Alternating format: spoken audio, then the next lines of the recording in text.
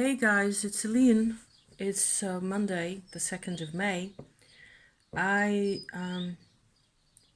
got a ton of stuff going on. So I'm kind of squishy brained here at the moment. I want to try and do something slightly useful.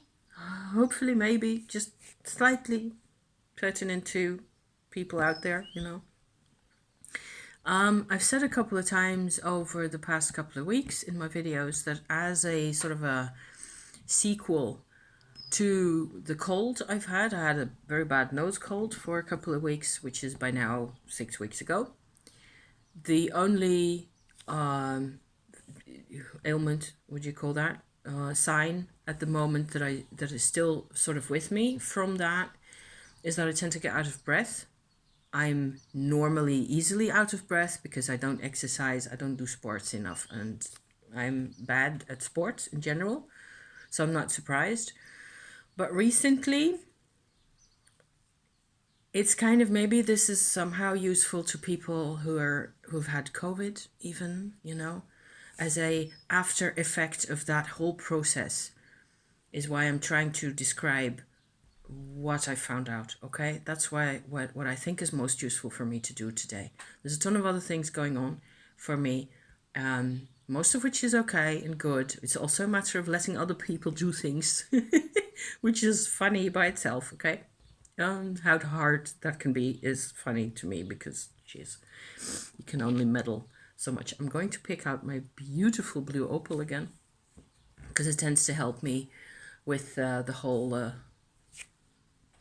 sound box, process going on here. So out of breath, okay? That's my basic notion. The weird thing is that I get out of breath. I've never had this in my life before. But, okay, so I'm 55. I'm going to be 65 this year, okay? I've never felt this way before. I get out of breath when I'm emotional. It's a very clear sign, which is good in a way, because I'm very good at camouflaging my own emotions, aren't I just? And pretending that everything is just completely fine and dandy when maybe it isn't. So there's a whole discovery process going on there for me. But, okay, so I'm coming to the conclusion more and more because I'm noticing it 3 times a day, which is more or less how often it happens, that I get sort of constricted in here, kind of in my lungs, I guess, at a particular bandwidth or particular area here that seems to kind of shut down a bit. And I just have to yawn immensely the moment I start relaxing. Like now, before I started recording here, I had to, wheeze and gasp for air a bit or yawn. And it's kind of automatic. It does its own thing.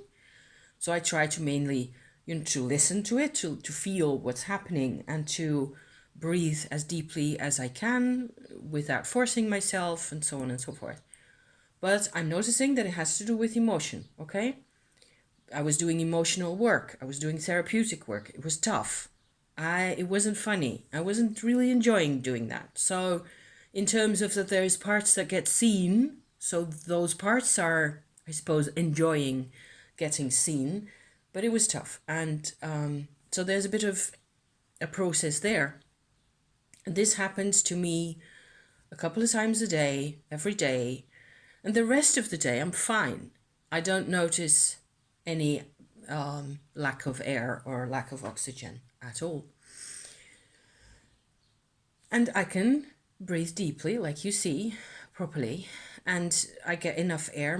The signals are, this is fine inside here at the moment. So strange.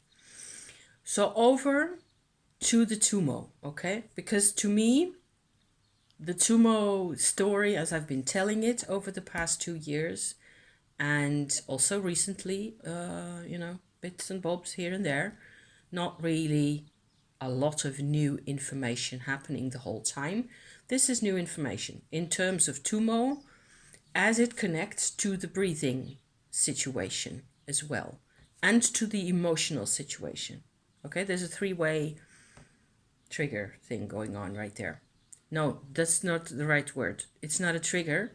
It's a three-way kind of perspective that's happening. Okay?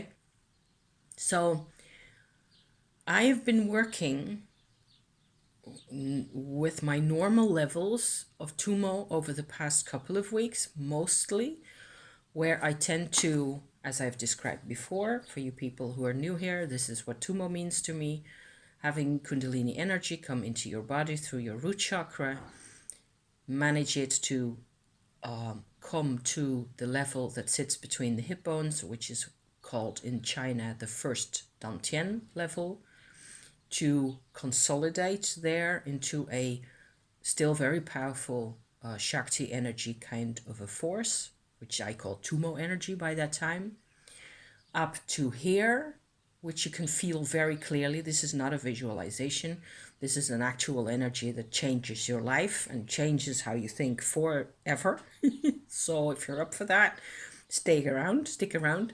If not, this is just intel, okay? Still, or just go do something else because you're in a free country, I hope. In here, there's a second Dantian and there's another level of transformation and consolidation of the energy, and upwards up to here where there's a third level, okay, out through the crown chakra in the end, and all sorts of crazy, interesting, beautiful, gorgeous vibrational things can be happening.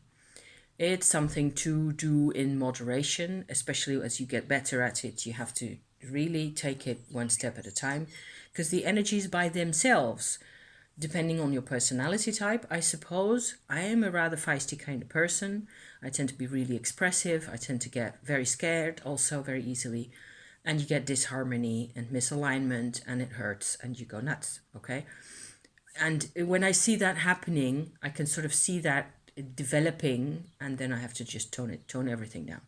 And there's other approaches that I use to keep things more or less at a state that is comfortable, because it's supposed to work next week as well, is my motto always, right? So yeah. So working with the Tummo on these levels, as I have described, more or less predictable by now. I have recently, I suppose since last summer, yes, afterwards, autumn, zo'n beetje, sort of. I have worked with the Tummo energy coming into my chakras as well. So there's a Tummo field sitting around me, and it goes into the chakras from the outside. That is very helpful, especially if you do chakras 2, 3, 4, like so, where actually there's an extra interesting point, which is the belly button, the navel, okay? There, you can also go in with your Tummo and you enter a completely different set of circumstances and a completely different sort of a vibration pattern that sits in your flesh right there. I've used this approach in particular to help during the winter for my troubles, my neuralgic kinds of troubles along my spine and in my hip bones, where I tend to get sciatica or something very similar, nervous blockages, energy blockages in my whole nervous system. If you manage to get the Tummo energy through the belly button and then all the way in a straight line to the spinal column area, to the spinal channels there, you get a really strong concentration of life force in there, and that is super. It's a blessing for all those pains and aches, and I've just been using that ever since. I need to do this, I don't know, once every 2 weeks or so maybe, to get my my body to feel pleasant enough to be alive in, okay? What with menopause and things like that, you know, and not doing enough sports, like I said, and things like that. So this is all part of my regular practice, going into the chakras, 2, navel, 3, heart chakra, very important. And if I don't do this and I'm having emotional difficulties, like recently also around my husband, there's been workload issues, and his whole past. There's been therapeutic issues in his life as well that he needed help and support with, and there was very little time, stress and pressure and things, and so on and so on. You know the drill, right? So I tend to also be very involved in that, and then I forget or abandon this area. I just still do that. I'm silly that way. But putting the Tummo in there actually just sort of rearranges a whole lot of the, I don't know, the distress and the sorrow that can still be in there, and it will just actually help me feel that much stronger, so that it doesn't take away any of the emotions. It just makes it so much easier to bear and to live and to be who I apparently have to be. Okay? Into the throat chakra, into the middle of the brain, into the, third eye. This is all really exciting, and I'm still hoping that after I've sort of managed to get all my limitations out of the way, or at least shoved to either side, I can get to, go into this really wonderful metaphysical realm where I will be able to see auras around living things, which is already something that can happen occasionally because of my third eye tumor and things like that. So there's different things going on. There's occasional multi-level, multi-dimensional impressions and perspectives coming up that are super cool, that I try to share on my channel if I can and to the extent that I can. Okay, so there's, you can see how your body is in terms of Tummo, in terms of this, my kind of Tummo, your body is like a, like kind of like a high-rise building, and it has levels with an elevator going up like so, but it also has all these little apartments sitting there, and each apartment is a chakra, so to speak. And you have balconies, and you have windows, and you have windows out the back, and so on and so forth. You can just elaborate on that metaphor if you like, in that, on that symbol, to just give you an idea of how many directions you can work with. You can work on all sorts of, you can use the Tummo in like egg cup helpings and put it wherever you like and use it to see what happens, and to, in general, everything just improves. Everything, circulation and metabolism and emotion, is just basically the same. It's the same world. It's the same body and the same person and the same me sitting here, right? Who has these aspects to themselves, to me. So recently, going back to the belly button situation, okay? The first couple of times going really deep into the whole belly button, which is not a chakra really, but kind of, in a way, resembles a wheel also of some sort. The first time going in, I noticed that there's the stuff at the deep end, so to speak, where the spine is, where you have this direct contact with the nerves along the spine, like I said. But there's a more subtle level, okay?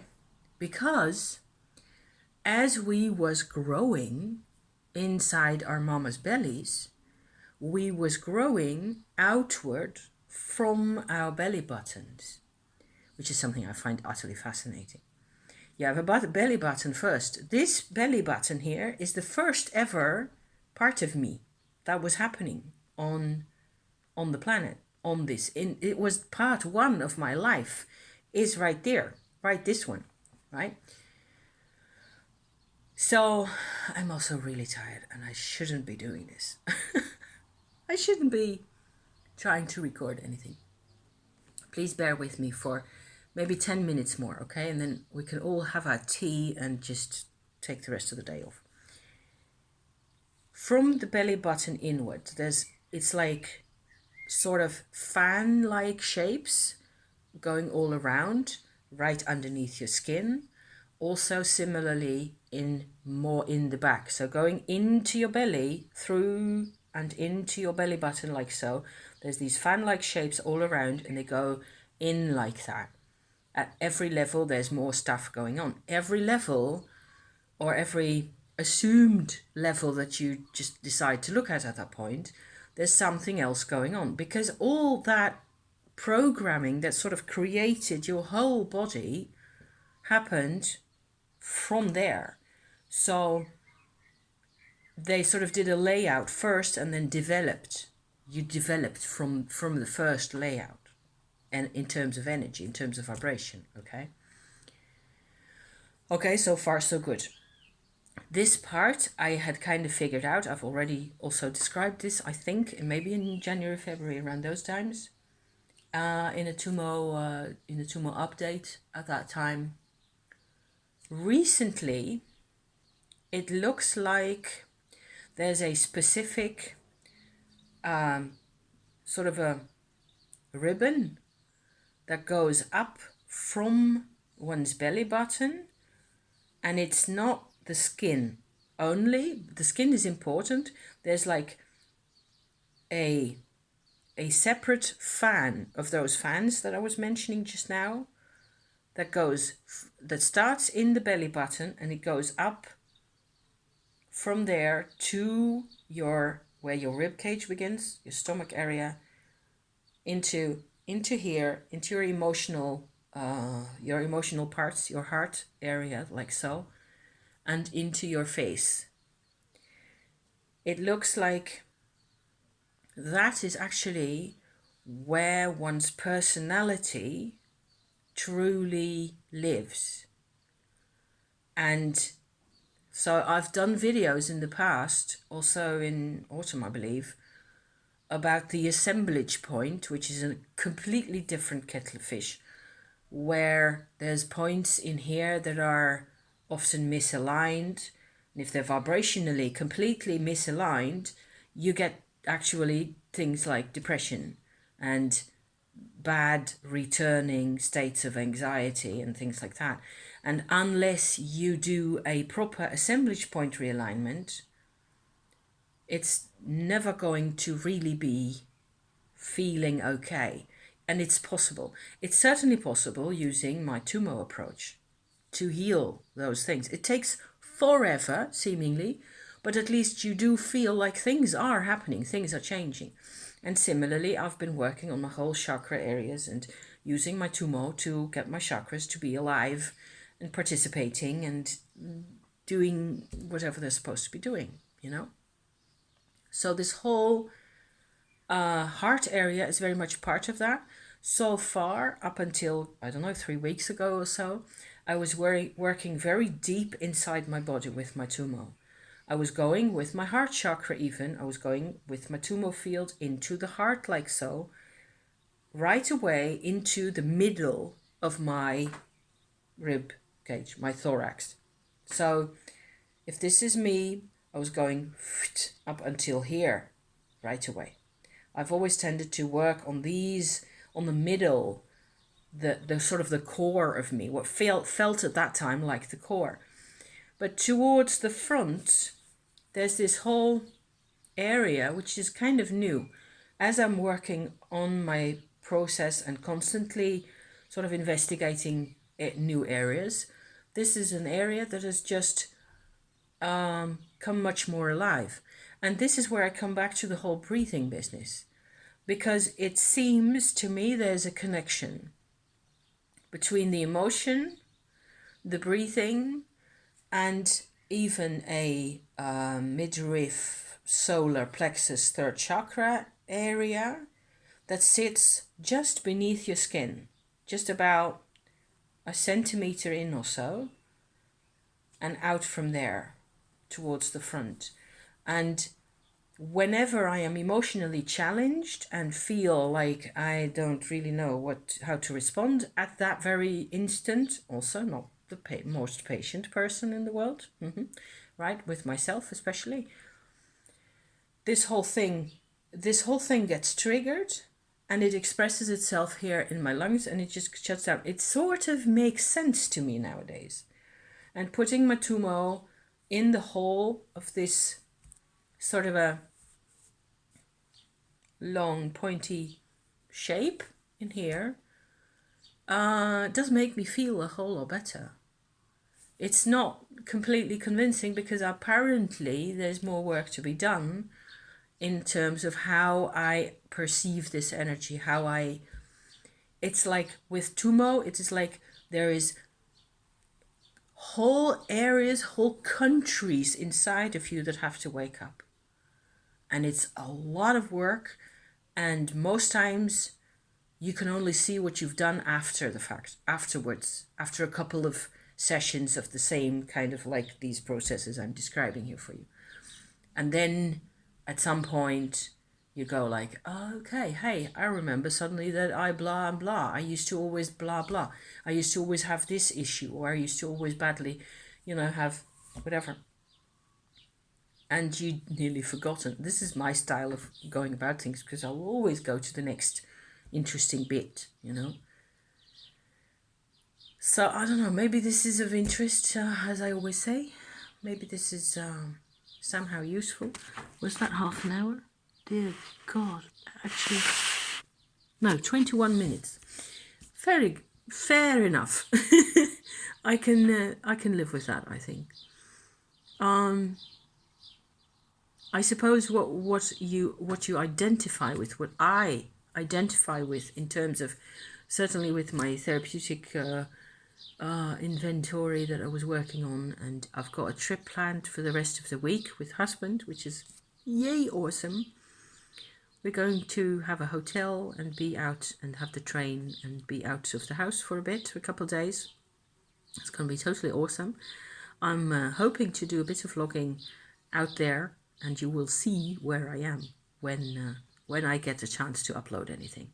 Okay. So thank you for watching. If this was any use to you, I bless you. And I'm just trying to map things out, because that's what I've done with my Tummo. So it's mainly a Tummo update. And talking about things also helps me always. So there was no more yawning, was there, at this point? So good. It's 5 o'clock. Husband will be home soon. And it will be time to get for dinner and things, Get ready for dinner. Thank you for watching, you people. Love you to pieces. See you next time. Ciao.